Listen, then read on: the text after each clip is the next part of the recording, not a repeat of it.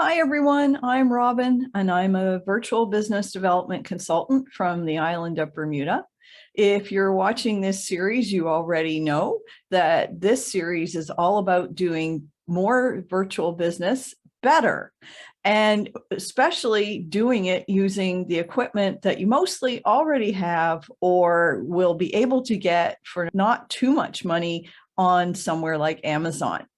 If you missed my last video, we talked all about how to look and sound better when you're in a virtual meeting, mostly using the equipment that you already have. Today, we're going to talk all about green screen. So let's get to it.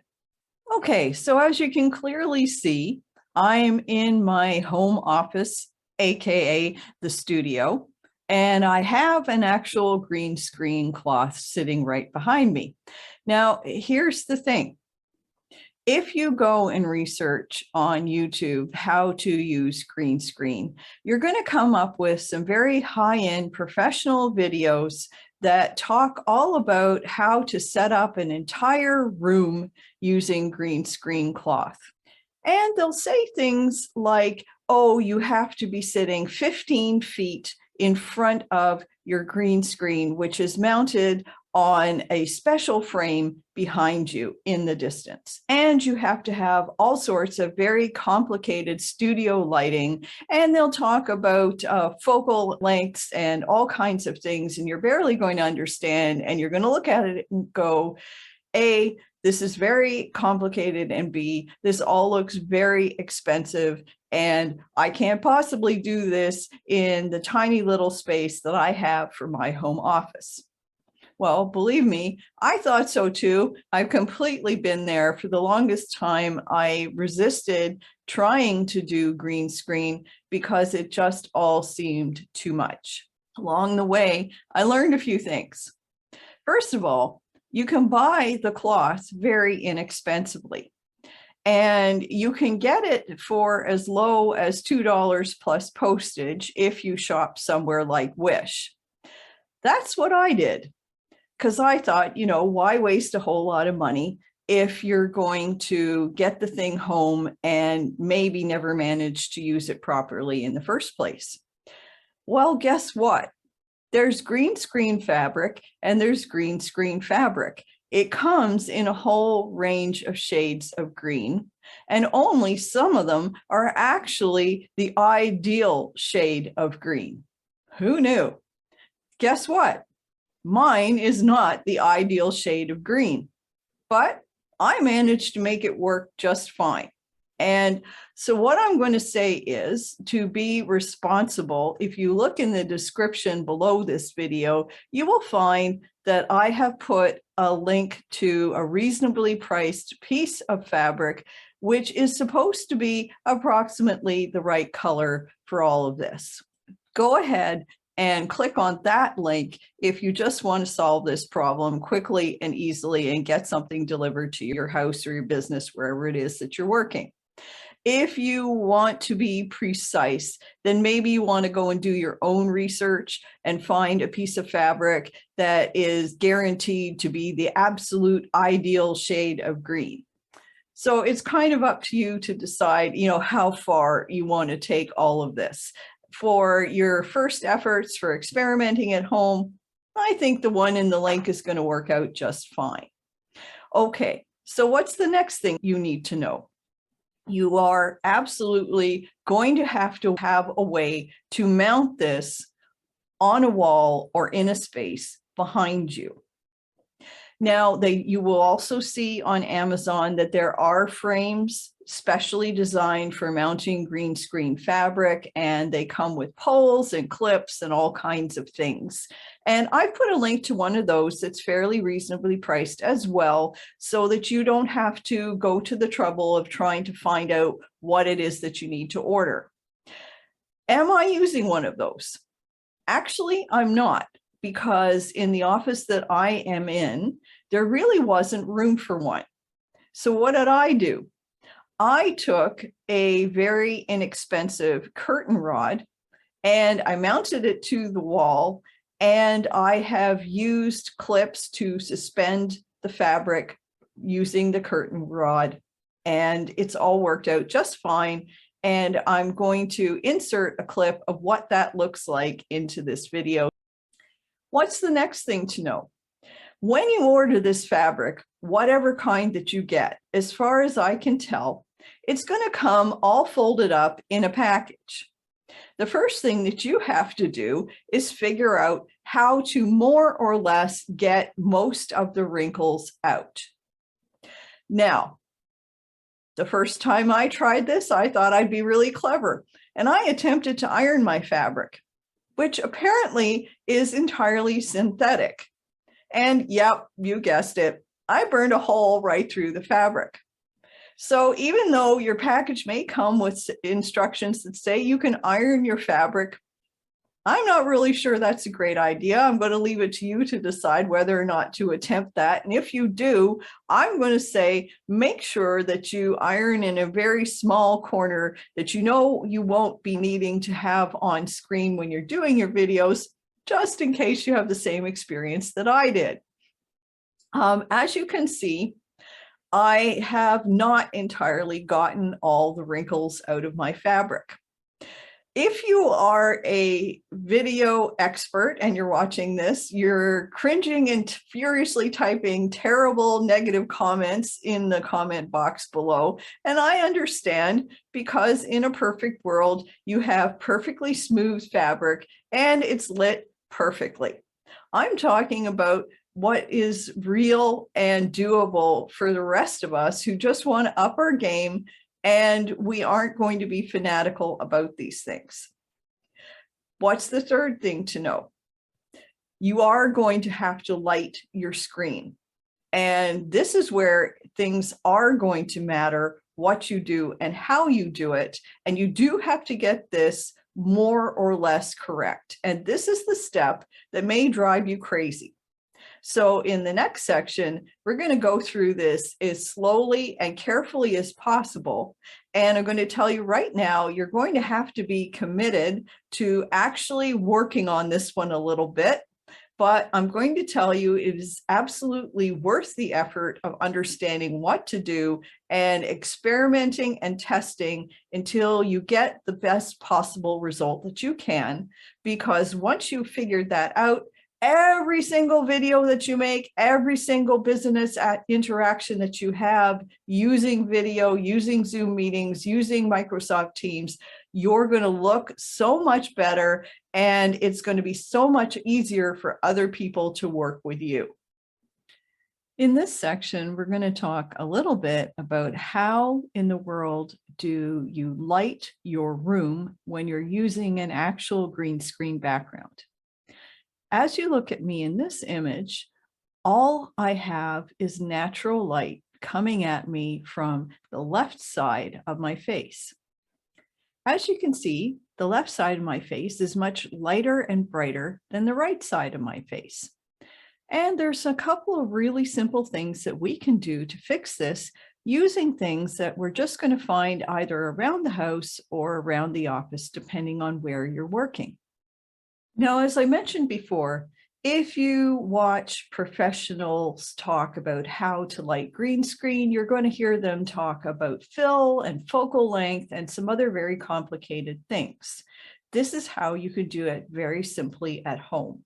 Now, you're not going to get a studio quality image, but that's not what we're trying to accomplish here. We're just trying to make sure that we look good and that we can do our business more effectively.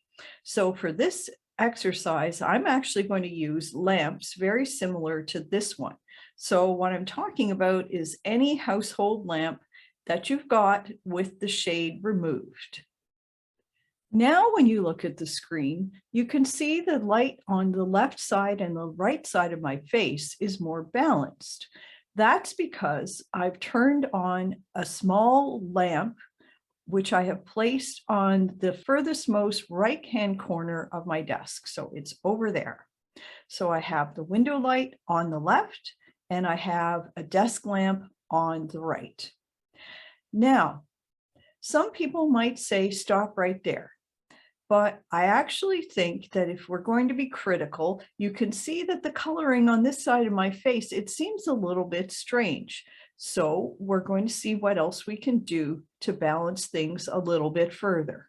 This time, I've put a second desk lamp on the left-hand corner of my desk. So I have the window on the left, I have a desk lamp on the left, and I have a desk lamp on the right. And as you can see, things are starting to get a little bit more even on both sides of my face. And now we have a third and final image of me. See that now that on both sides of my face, it looks pretty even, and my skin tone is a reasonably good color.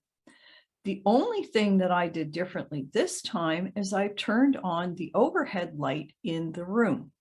So I have light to my left, I have light to my right, and I have light above my head. So the moral of the story here is you want to have light to your left, light to your right, and light up above the top of your head so that you get a nice, even, consistent green screen image when you move your hands around.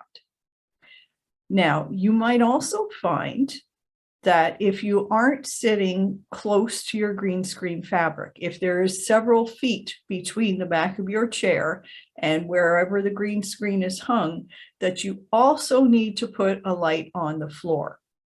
That's not necessary in my case because I'm literally sitting about 1.5 feet in front of the piece of green screen fabric. Now, I know what some of you are going to say.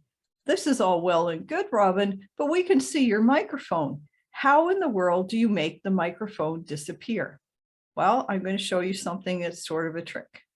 If you're in Zoom and you go to the virtual background settings in Zoom, what you will find is down at the bottom of the screen, there is a little box and it says, I have a green screen.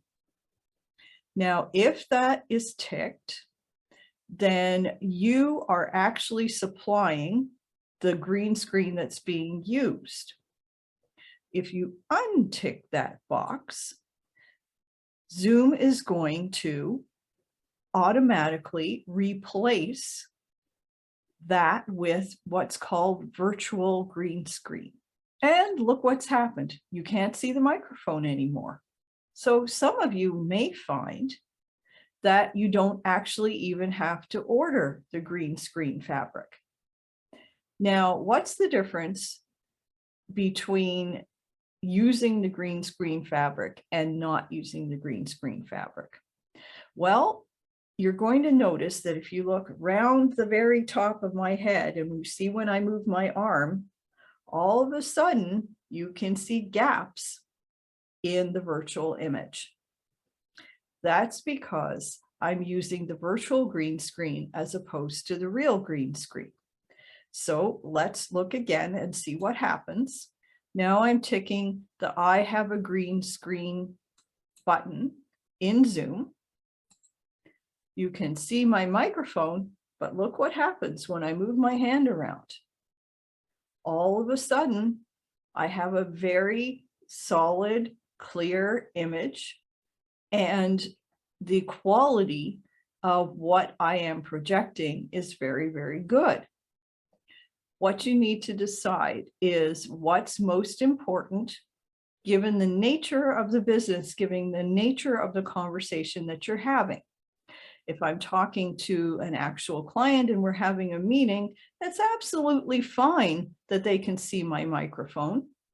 If I'm recording a Zoom video, we don't want them to see the microphone because that looks unprofessional. Some of these things, it's not up to me to tell you how to do it. It's to help you understand what your options are so that you can go away and experiment. A word of caution. The first time that you set up the lamps on your desk and you attempt to do these things at home by yourself, you're probably not going to get the perfect result. So how do you work on this? Start a Zoom meeting and sit in front of the screen, set up the lights, see how it looks. If you don't think that your face is evenly lit, if you don't think that your green screen is solid enough, Shift the lamps around a couple inches to the left, a couple inches to the right. Maybe try a different light bulb in the lamps that you have. Maybe move them a little further away, maybe move them a little bit closer. It's going to take you several tries, and just keep the Zoom meeting running and calmly sit in front of the screen, see what you got, shift something, see what the result is. And then once you get a setup and you're going, okay, this is pretty good, and I'm happy with how it looks, get some masking tape or painter's tape, mark the place on your desk or the place on the floor where you had the lamp sitting when you were actually happy with the result. Because let me tell you, because I learned this one the hard way, life gets pretty busy. You get involved in other projects, stuff on your desk gets shuffled around, and all of a sudden you need to start a meeting and you go to start the green screen and all of a sudden things aren't working again. And it will simply be because the lamps got shuffled to the left or the right.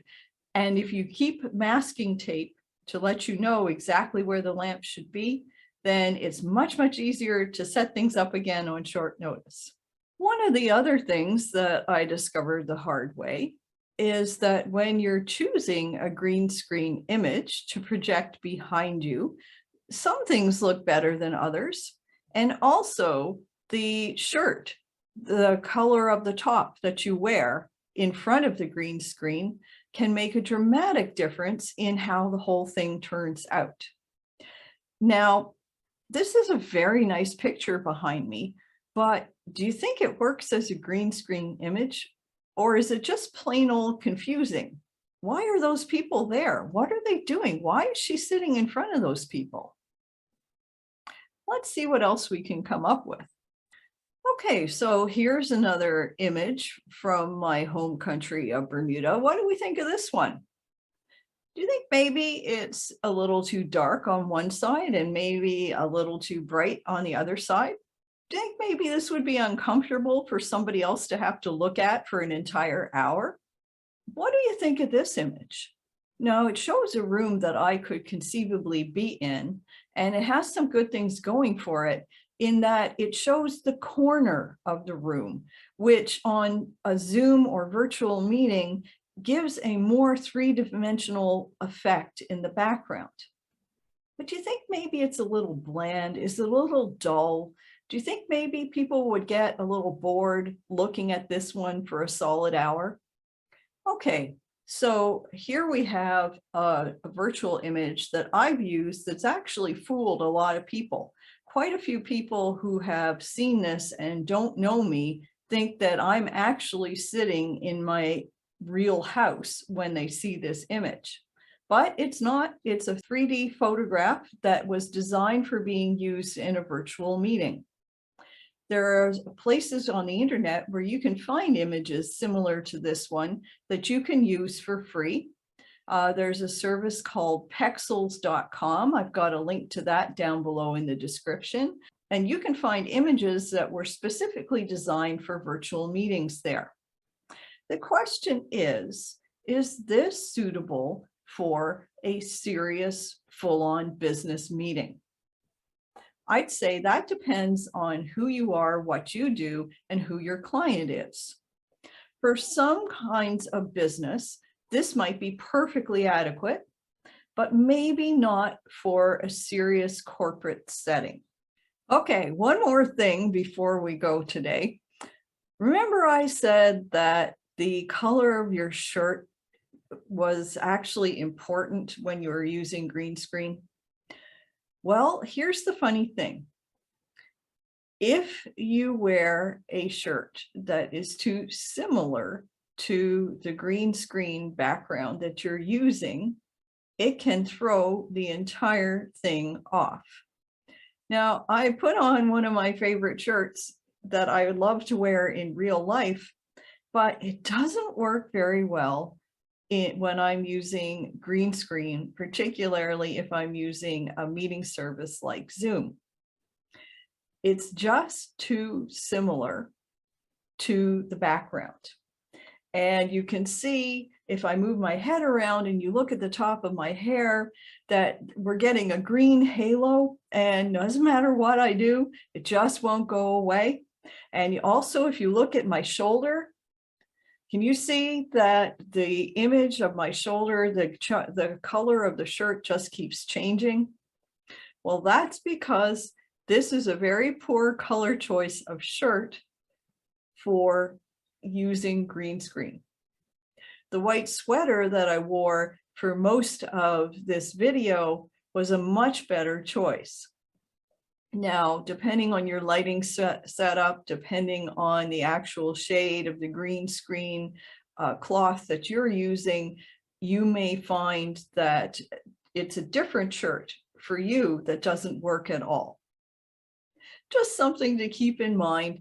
So you might, especially in the beginning, want to sit down in front of your camera for 30 seconds when you're getting dressed, particularly if you're working at home. Just make sure that the outfit that you're planning for the big meeting with the new client is actually going to work well with your green screen cloth and the virtual background that you've picked. Well, I hope you found this video useful. Next time, we're going to talk about audio problems, how you can solve some audio problems before you've even started a recording, and a couple of things that you can do to improve your audio quality once you have recorded something and you're not happy with the result. Until next time, best of luck with your business and take care, everybody.